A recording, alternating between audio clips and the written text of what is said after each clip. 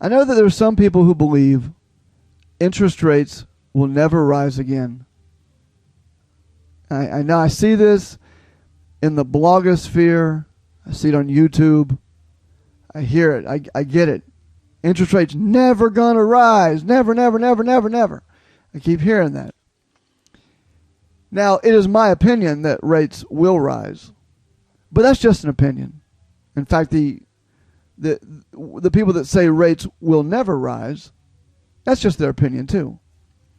And on the playing field of opinions, you could sit around and debate, well, lots of things based on opinion. Now, you could debate whether the earth was flat or not.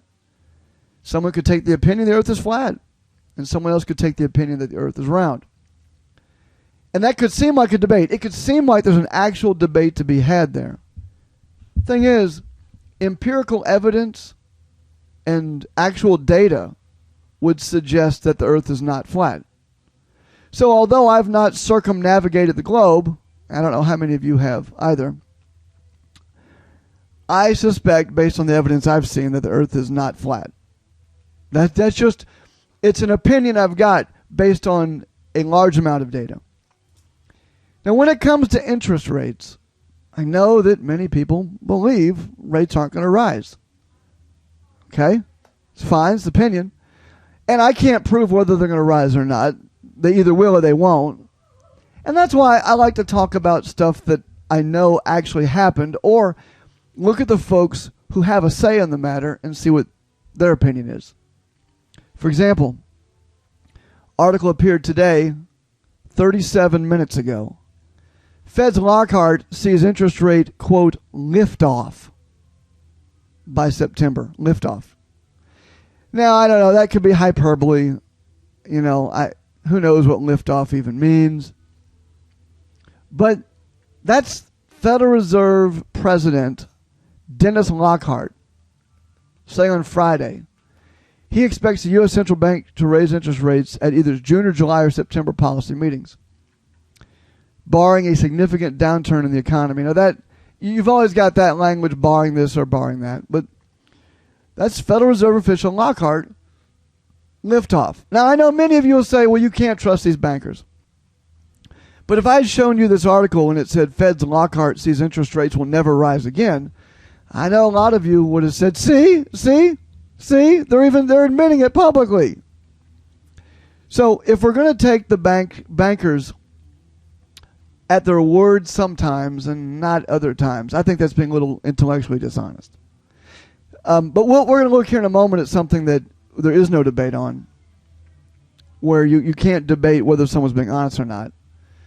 But for the moment, we'll just stick with Fed official Lockhart. He says, the lower economic forecast issued by the Fed this week reflect mostly transient issues that neither fundamentally change its outlook for continued growth nor are likely to push back an initial rate hike. This is what Lockhart told reporters after a speech at University of Georgia Law School Symposium.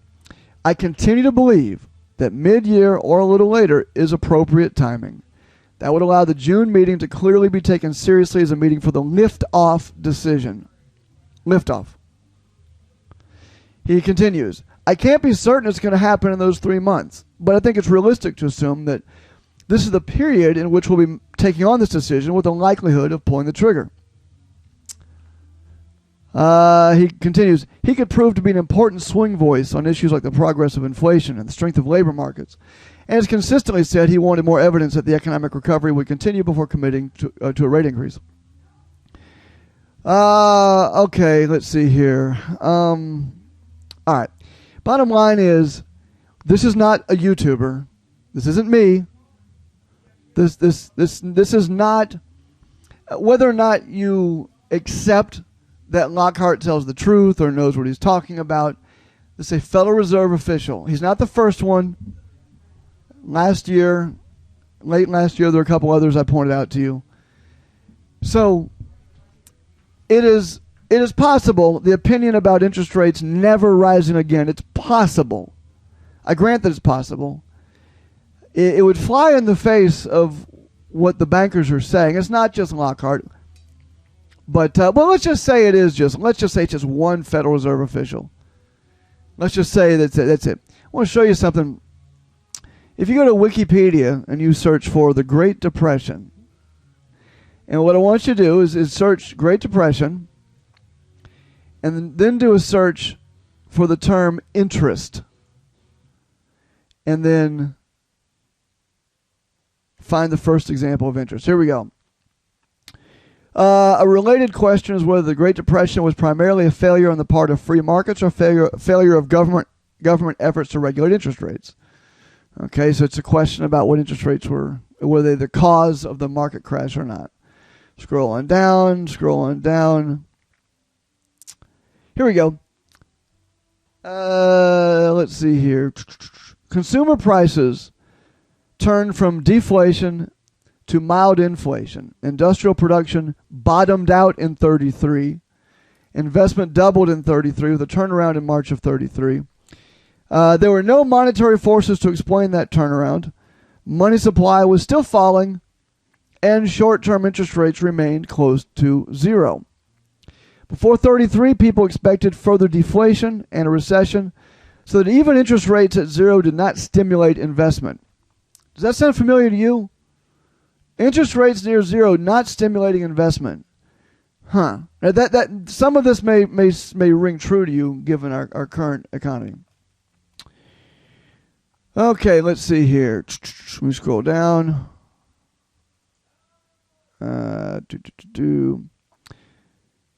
Okay. Debt deflation. Irving Fisher argued that the predominant factor leading to the Great Depression was over-indebtedness and deflation. Fisher tied loose credit to over-indebtedness, which fueled speculation asset bubbles. That probably sounds familiar to you, too.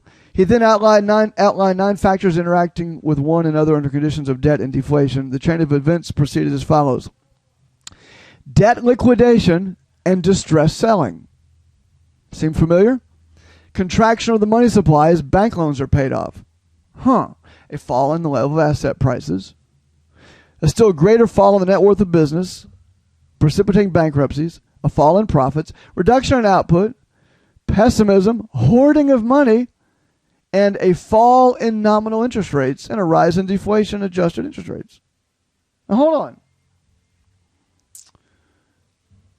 The only part about this story which doesn't ring true for today is rising asset prices.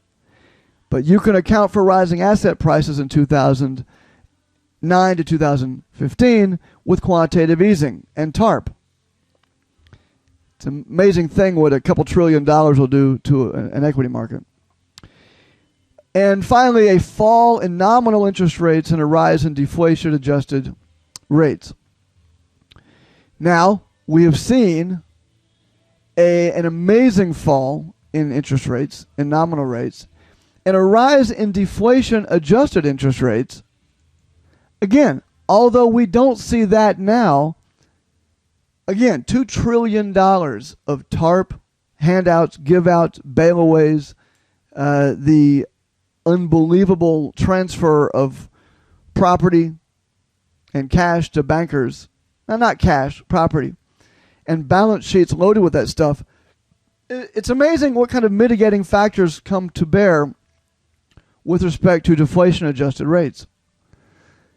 Now, this seems similar to where we are today, somewhat, but let's go a little bit further and look at interest rates. Some economists have also called attention to the positive effects from expectations of reflation and rising nominal interest rates that Roosevelt's words and actions portended. It was the rollback of those same reflationary policies that led to the interrupting recession of 37. One contributing policy that reversed reflation was the Banking Act of 35, which effectively raised reserve requirements, causing a monetary contraction that helped thwart the economy. A monetary contraction thwarting the recovery, So back then, people were excited about the possibility of rising nominal rates. And in fact, one thing that thwarted the recovery, historically speaking, is the Banking Act of 35, which raised reserve requirements, contracting money supply, which helped thwart a recovery. Now, look, I'm not going to tell you what to believe. And very, very briefly have I shared with you my opinion on this topic. I'll suggest if you leave the Great Depression and go to every boom and bust cycle in the last 100 years, you'll find a very similar pattern. And if you read the writings of many people coincident with those situations, you'll find that there are probably people who said rates will never rise, or rates will never fall, or interest rates will never do this, or they'll never do that ever again. And the only thing I know, and this is the only thing I know that I feel fairly certain about outside of what I've read on interest rates, there's an overriding thing that I continue to see throughout history. As soon as people start talking about never, you better take the opposite side of that trade. Okay, now let me conclude now with a special message. I really do not intend to do a lot of recordings. And when I saw that article by Fed's Lockhart today, I thought it was important enough to show you. Truth is, I like teaching. I like talking about this stuff. But on the other hand, I do have feelings of doubt about whether or not what I'm doing has the kind of value that means I should continue long term. And you know what? If you don't want to watch my channel for whatever reason, just unsubscribe. If it's going to bother you that I've recorded this video after the other day saying I wanted to take a break, if that bothers you and you're so petty in your life that that's going to be an issue for you, just unsubscribe. I still plan to do less videos.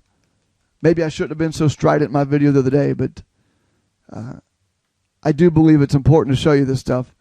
Not so you can agree with me, but at least understand intellectually the conversation. Thanks for watching. Take care. See you.